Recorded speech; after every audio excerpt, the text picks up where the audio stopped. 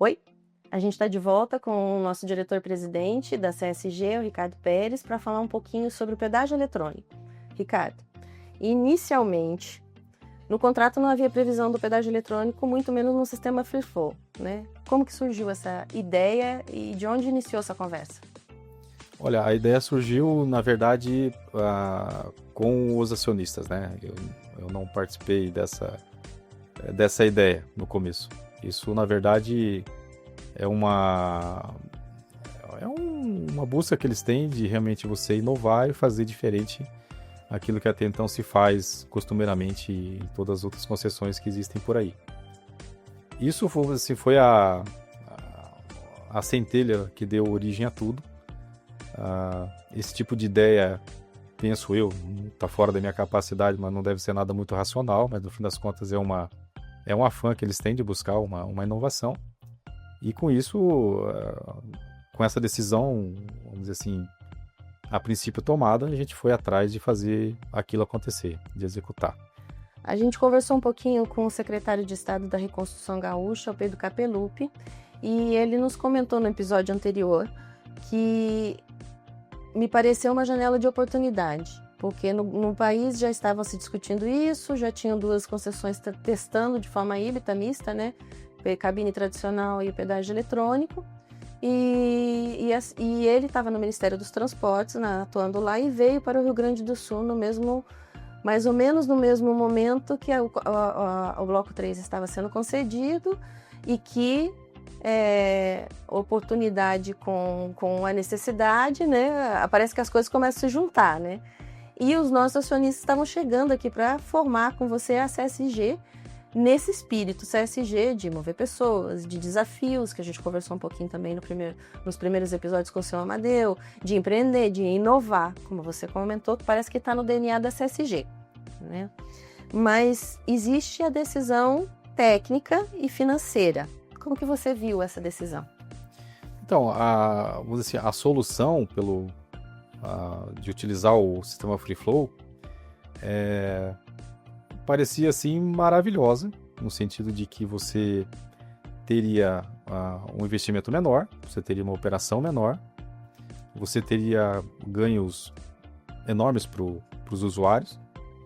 Então, assim, no primeiro momento parecia muito bom para ser até que ponto que é verdade isso, né? Então a gente foi atrás, a gente estudou em vários locais aí do mundo, vamos dizer assim, que existe o Free Flow. E aí o que se chegou à conclusão é o seguinte, falando em termos práticos, né? A gente estava no começo da concessão, então a gente começou em fevereiro, a gente tinha que até fim de janeiro de 2024 deveriam estar 6 praças de pedágio instaladas para que a concessão tivesse a sua arrecadação plena, para que pudesse desenvolver o restante do contrato. Mas o risco é muito grande. Era muito grande, hoje já, vamos dizer assim, no passado. Porque você trocaria, como eu expliquei, a receita da concessionária, ela é o coração da concessão, né? É impossível você executar o contrato, você entregar aquilo que o contrato exige se você não tiver o recurso financeiro suficiente. Então, qualquer coisa que você mexa com a arrecadação ou com a receita é muito arriscado, é muito perigoso. Se você fizer um movimento errado, você acaba colocando praticamente a concessão inteira em risco, até possivelmente o colapso. E o sandbox foi uma alternativa para garantir a segurança, para ter uma garantia? Exatamente, porque como o sistema ele não era... No Brasil agora ele já está um pouco mais amadurecido, mas ainda tem muita coisa para ser melhorado. Lá atrás, então, era praticamente um deserto, não se sabia de nada. Então, não tem como você assumir uma responsabilidade sozinho, que vai que esse negócio não funciona, dá errado, não pode prosseguir. Então, o que se buscou junto ao governo do estado foi o entendimento de fazer o chamado sandbox, que é um período experimental, em que você coloca aquela tecnologia para funcionar, mas no aditivo de contrato que regulou ali a implantação do Free Flow, ele tinha ali algumas válvulas de escape, né? Sim. Que poderia chegar ao ponto de aquilo realmente não ter sucesso, não tá tendo o pagamento do pedágio, e por conta disso não tem como você dar sequência no contrato. Então existe ali umas válvulas de escape que, se tal item não funcionasse, tem ali alguns quesitos, se acontecesse, abandonaria-se tudo, né? Vamos tirar o equipamento de free flow, vamos voltar com as praças de pedágio, logicamente com um prazo adequado para você realmente instalar as praças, mas isso a gente deixou lá junto com o governo, trabalhou para que houvesse essa válvula de escape, mas passou longe de usar, não faz sentido nenhum. Hoje realmente o free flow, o sandbox está sendo encerrado agora no mês de dezembro, está provado que ele é eficiente, que ele tem sucesso, e não faz sentido falar em praça de pedágio. Hoje o Brasil como um todo não fala mais em praça de pedágio. As concessões novas que saem, que têm saído recentemente, todas já saem com o free flow.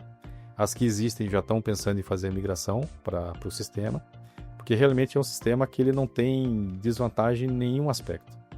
Não tem como você achar um ponto negativo do free flow. E quando a gente foi, bem naquele momento em que a gente precisava instalar as praças, era aquela situação: eu vou para o garantido, que é fazer a praça e pronto, eu estou salvo, a minha receita está garantida, eu consigo tocar a concessão. Ou a gente pensa numa coisa mais moderna, no sentido de você trazer uma coisa melhor para o usuário, que hoje é o nosso cliente. Não pensou-se duas vezes, né? Então, quando você olha a praça de pedágio, você vê que ele é praticamente uma edificação, é um monstro, vamos dizer assim, em termos de edificação, aquele garrafão, gente trabalhando ali naquelas cabines de pedágio, os veículos não param de passar. Muitas vezes tem acidente nas praças de pedágio, um caminhão desgovernado. Para passar tem que pagar. Então, assim, é uma coisa muito arcaica, né? A questão mesmo de dinheiro, o dinheiro em si, ele é terrível de você lidar com ele, porque é a questão de segurança. As pessoas que estão em volta do dinheiro têm uma insegurança muito grande. Pensar em troco que você tem que dar para o usuário, é tudo de ambiental terrível, também, né? A questão ambiental. E aquilo que você falou também, a praça de pedágio é aquele sistema que você ou paga ou não passa, né? Você não tem um mínimo de, vamos dizer assim, de confiança naquele teu cliente que está ali, né? Você força ele. E o free flow, não. A pessoa passa, paga depois, né? Isso é o que no começo assustou um pouco. Como é que a gente vai fazer com que as pessoas façam o pagamento, né? Ou entendam que isso é um benefício para elas, né? Exato. E no fim das contas, então, houve a opção de vamos aproveitar essa janela de oportunidade que tem agora e vamos testar por 2 anos. Se deu certo, segue. Se der errado, a gente volta com praça de pedágio. Mas hoje realmente não tem nenhum sentido mais. A praça de pedágio está totalmente descartada. Qual o maior desafio na implantação do pedágio eletrônico no Rio Grande do Sul? O desafio maior é você entender uma coisa que não existe similar no país. Existia uma concessão ali no Rio de Janeiro, que eles estavam com 3 pórticos de free flow, mas aquela concessão é uma concessão muito grande, é uma das maiores aí do país, e em que a concessionária ela arriscava, vamos dizer assim, naqueles 3 pórticos, 5, 8% da receita toda. E no nosso caso aqui, a gente arriscando 100%. Então, sim, era muito grande o risco. Então, quando isso acontece, lá atrás a gente pensou assim, não, vamos colocar de repente 2 pórticos também.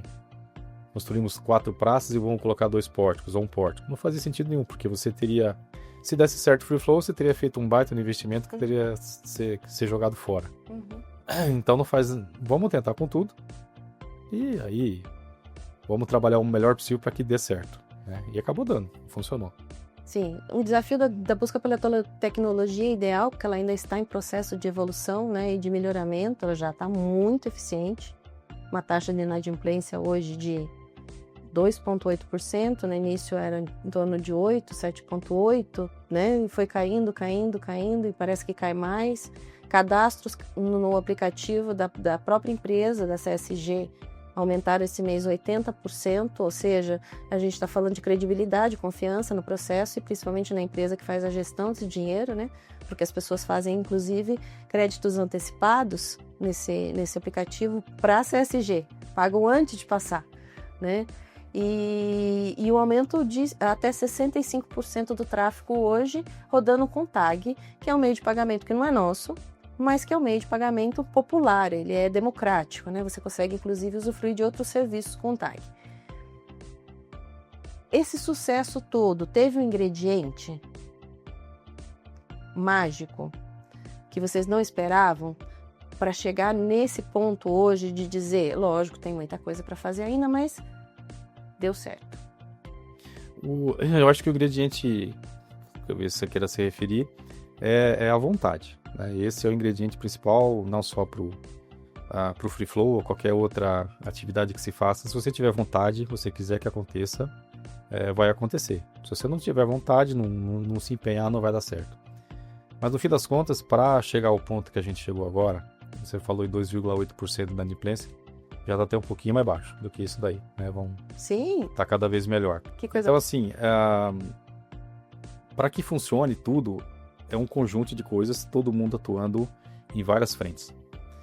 Por exemplo, quando a gente começou o Free Flow aqui, a grande dificuldade era como é que nós entraríamos em contato com a pessoa que passou por um pórtico. Como é que a gente... Quando passa um veículo, a gente tem a placa do veículo. É só isso. A gente não tem mais nada. Como é que a gente vai se comunicar com aquela pessoa para dizer a ela que tem que fazer o pagamento, para não esquecer? Não tinha como fazer. Então, lá atrás, quando a gente começou a trabalhar junto com o governo para fazer o aditivo do Sandbox, né, que é o período experimental, ali a gente criou uma situação que foi bastante interessante. A gente estimular as pessoas a se cadastrarem no aplicativo da CSG. Como é que foi o estímulo? Houve um estímulo por parte da concessionária e outro por parte do governo. Quer dizer, no sentido, o governo bancou a parte financeira e a concessionária bancou outra parte financeira. Já existia no contrato o chamado desconto do usuário frequente, o DUF. Esse desconto do usuário frequente, ele é por conta do governo.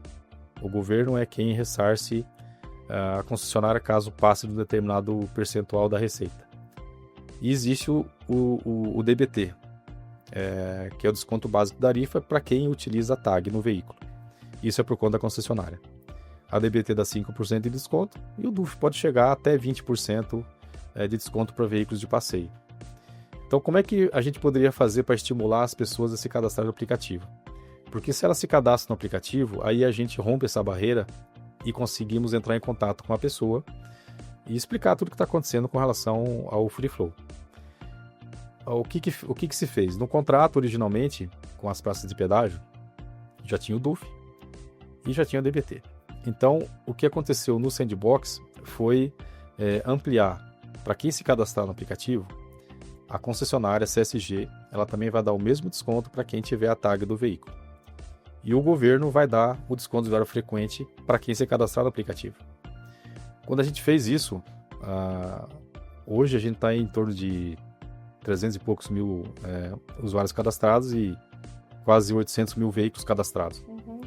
Mas o mais importante é que a gente conseguiu, então, entrar em contato com o cliente. Então, ele passa, ele é comunicado, você passou pelo porte. Ele se cadastra, ele dá acesso às informações dele. Ele se identifica. Então, eu sei que aquela placa é uma pessoa e essa pessoa eu sei quem é e sei como faz para entrar em contato com ela. Esse é só um ponto, tá? No fim das contas, do sucesso da inadimplência baixa como nós temos hoje.